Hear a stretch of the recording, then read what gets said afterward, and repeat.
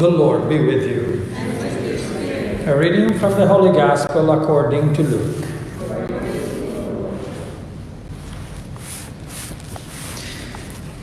Each year, Jesus' parents went to Jerusalem for the feast of Passover, and when he was 12 years old, they went up according to the festival custom. After they had completed its days as they were returning, the boy Jesus remained behind in Jerusalem, but his parents did not know it. Thinking that he was in the caravan, they journeyed for a day and looked for him among their relatives and acquaintances. But not finding him, they returned to Jerusalem to look for him. After 3 days, they found him in the temple, sitting in the midst of the teachers, listening to them and asking them questions. And all who heard him were astounded at his understanding and his answers. When his parents saw him, they were astonished.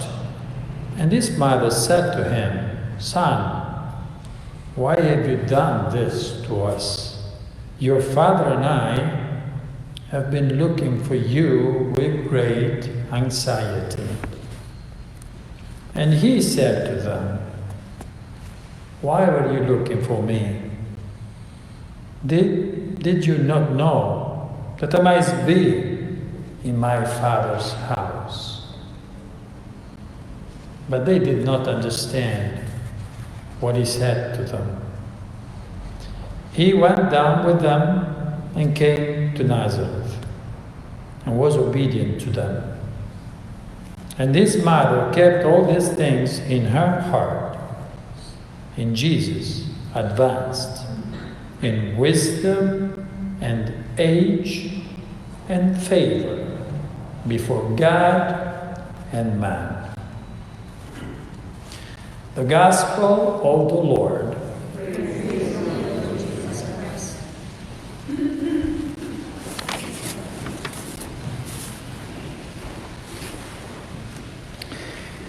There is a man in the Old Testament whose name is Obed-Edom. Hay un hombre nell'Antiguo Testamento che si chiama Obed-Edom.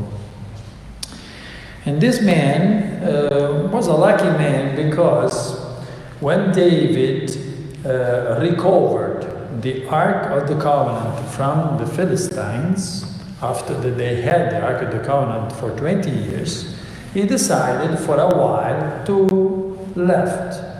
leave the Ark of the Covenant in the house of this man, Obed-Edom.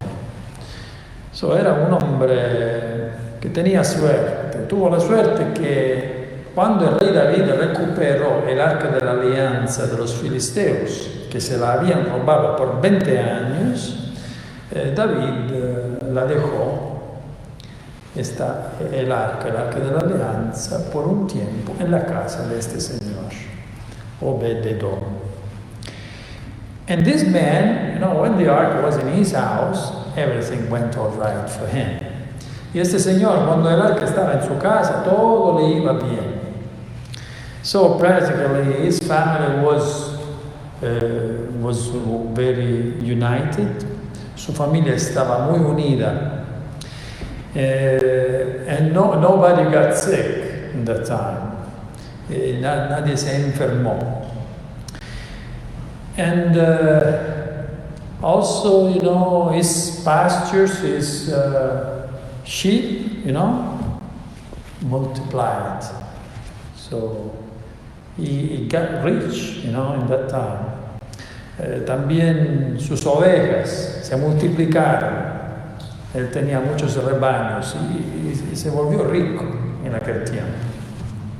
So from this episode of the Bible, de este episodio de la Biblia, and also from many more, y también de otros episodios de la Biblia, comes the idea that if you follow God and the Word of God, and if you keep the commandments, you will thrive, and possibly you will be rich too. Viene la idea de este episodio y también de otros episodios que si tú sigues la voluntad de Dios, si tú guardas los mandamientos, si tú te portas bien, todo te va bien en la vida y posiblemente estarás en la abundancia y puede también que tú vas a ser rico de dinero. So this idea is not a Catholic idea, it's more a Christian idea, it's a Protestant, it's an idea of our friends, our brothers from the Protestant churches.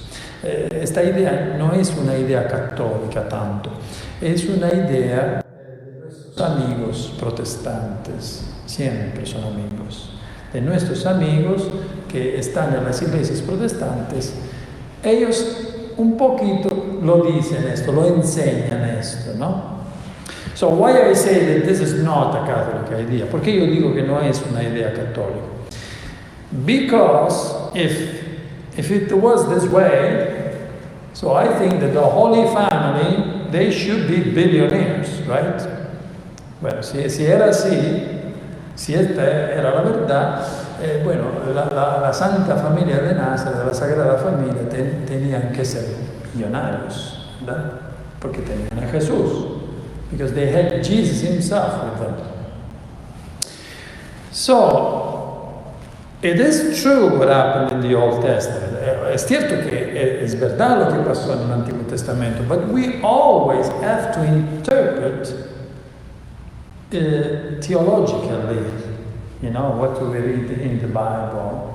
So we need to see the theology that is underneath that episode.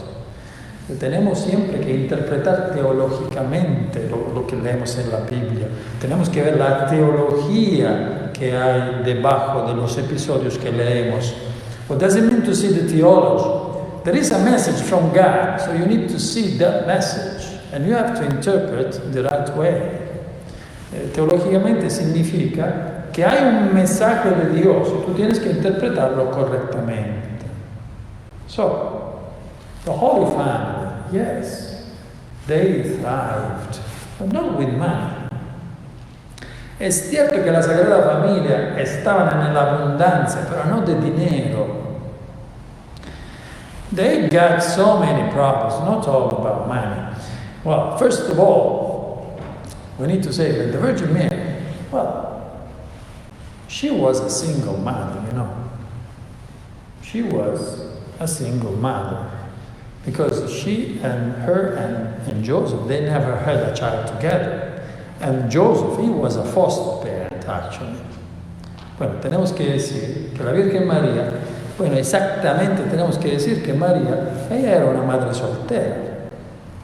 Y también José, tenemos que decir que no era el padre de Jesús, sino era un padrastro. So here, this is interesting to say, because you might think that in your family, since there is this that is missing, this that is not working, this also is not like is in the perfect family, so you might think, oh, my family is dysfunctional, so it will never work. No worries. Also, the whole family was something like that. ¿Por qué es interesante esto de decirlo? Porque alguien podría pensar, en mi familia falta esto no funciona, mi papá así, mi mamá así.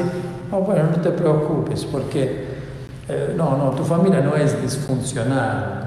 No es esto que la hace una familia disfuncional, porque también la Sagrada Familia era disfuncional por tantas cosas. It was also an unfortunate family, because we have to say that they had the worst tragedy that may ever happen to a family, which is the death of the son. Tenemos que decir que también era una familia tan desafortunada. ¿Por qué? Porque le pasó lo peor que nunca le podría pasar a una familia, que es la muerte del hijo. And Jesus died when the mother, Mary, was already a widow. So she alone, she faced the death of her son. Y tenemos también que decir que Jesús se murió cuando María ya estaba viuda. Entonces, sola enfrentó la muerte de su hijo. But they had it all because they were together and they had Jesus with them. Pero ellos lo tenían todo porque estaban juntos y tenían a Jesús con ellos. There is this expression that we read in the Gospel in the English version, which is different from the Spanish version. In the Spanish version, we have a translation. In the English version, we have another. Hay este pasaje que hemos leído en el Evangelio de hoy, en la versión inglesa, que es un poco diferente de la versión española. So, in the Spanish version, the answer of Jesus to Mary and Joseph is, why were you looking for me? Didn't you know that I have to take care of the things of my Father? This is what we have in the Spanish version. En la versión española nosotros leemos este evangelio y encontramos la respuesta de Jesús que le dice a sus padres: ¿no lo sabían que yo tengo que ocuparme de las cosas de mi Padre? Esta es la respuesta. But in the English version, we have another translation, which is more accurate. And he says this. En la versión inglés tenemos otra traducción que es más correcta y dice así: Did you not know that I must be in my Father's house? So not to take care of the things of my Father, but I must be in my Father's house. En la versión inglés, la más correcta, dice: no lo sabían que yo tengo que estar en la casa de mi Padre. Entonces, no que tengo que ocuparme de las cosas de mi Padre, sino que tengo que estar en la casa de mi Padre. And after that, they took their decision, and he decided to obey. Y después de esto, ellos, los padres, tomaron su decisión y él les obedeció. So you see, it's still happening the same way today. Está pasando lo mismo hoy también. Because Jesus, he's always in the Father's house. He's always here, So he said this when he was 12, and he's still doing that. I must be in my Father's house. Bueno, Jesús lo dijo cuando tenía 12 años y sigue haciéndolo, que él tiene que estar en la casa de su Padre, porque Jesús siempre aquí está. Nunca para de estar aquí.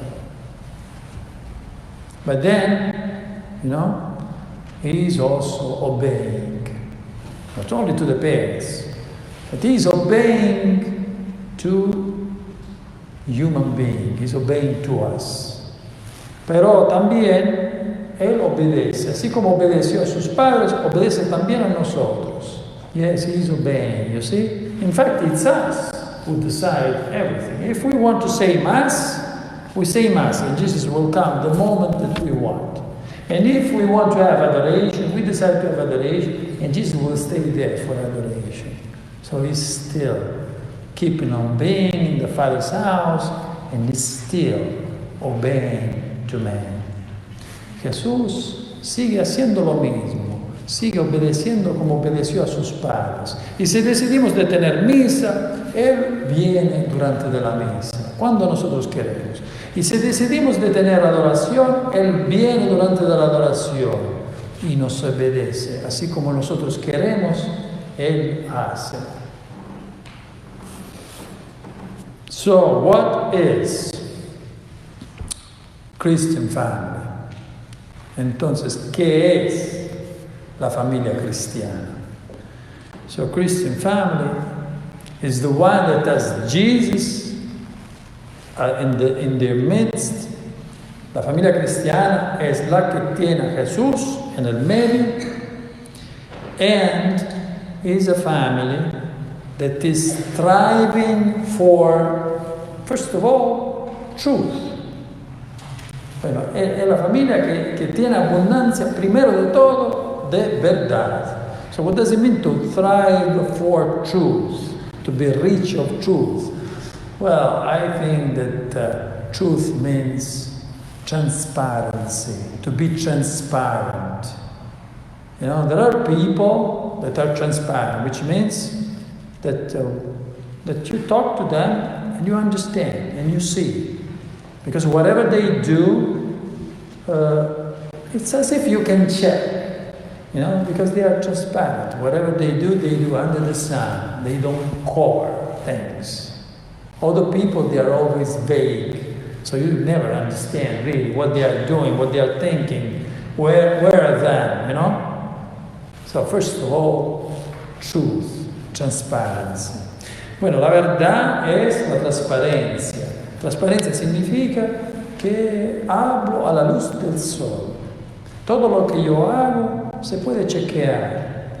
Y tú te das cuenta, ¿no? Cuando hablas con alguien y ya lo ves que no está cubriendo nada, que está abierto. Y te das cuenta también cuando uno habla, siempre es un poco vago, que no se entiende, todo está siempre confundido, no sabes dónde están, qué haces, cuándo vienen, cuándo van. El tiempo no corresponde nunca, porque falta la transparencia. Entonces, la familia cristiana es una familia hecha de verdad, de transparencia. It's a family made of unity, just like unity for Mary and Joseph, who were one even in the harshest situations. La familia cristiana es una familia de unidad. Unidad guardada también en los momentos más duros, así como María y José se quedaron juntos también en los momentos más trágicos. And then, a Christian family is a family of obedience. La familia cristiana es una familia de obediencia. We read about obedience in the readings of today. Hemos leído sobre la obediencia en las lecturas de hoy, ¿no? And we read about the obedience of the wife to the husband, right? Hemos leído de la obediencia de la esposa al esposo. Well, I interpret it this way. Bueno, yo lo interpreto de esta forma. That when it comes the time to take the responsibility of a decision, cuando llegue el tiempo de tomar la responsabilidad de una decisión, well, yes, then, you know, the father of the family should take that decision, should take that, the weight on his shoulder, the weight and the preoccupation of that decision. Sí, en aquel momento tendría que ser el padre de la familia que se agarra el peso y la preocupación de esa decisión. But then, you know, for the daily life, I think that we should obey to one another. We should obey to each other.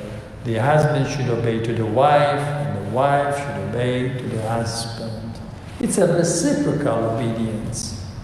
Por la vida diaria, yo pienso que tendríamos que obedecernos los dos. El esposo tendría que obedecer a la esposa y la esposa tendría que obedecer al esposo. It takes discernment all the time. It's not enough. It's not fair to say, I'm the father of the house and we do what I say. No es correcto decir, yo soy el padre de la familia y se hace como digo yo. Just like, maybe there is a wife who is too strong, and maybe she can say the same thing. También la esposa podría ser demasiado fuerte y también podría imponer demasiado su voluntad. So we need to find, every couple finds his balance. Cada pareja encuentra su equilibrio. And it's a balance of reciprocal obedience, of reciprocal humility, patience, and respect. Es un equilibrio de recíproca obediencia, paciencia y respeto. Yes, the Holy Family is giving us an example that is not privileged because they are three saints. La familia de Nazaret no nos está dando un ejemplo privilegiado porque son tres santos. And so we might think that it was easier for them because they were the Virgin Mary, Saint Joseph, and the Son of God. Porque, podríamos pensar, son San José, la Virgen María y el Hijo de Dios. Entonces, qué privilegio. Let us see the truth. They never had the privilege of not even one miracle in their life.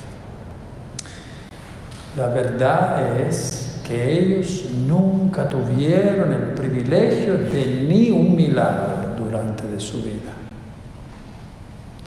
In fact, every gift that we receive from God is to be given, is to give it to others. Cada don que tú recibes de Dios no es para ti, es para donarlo. And this is what the Holy Family did all life long. Y esto es lo que la Sagrada Familia hizo para toda la vida. This is the example that we should follow. Este es el ejemplo que tendríamos que seguir.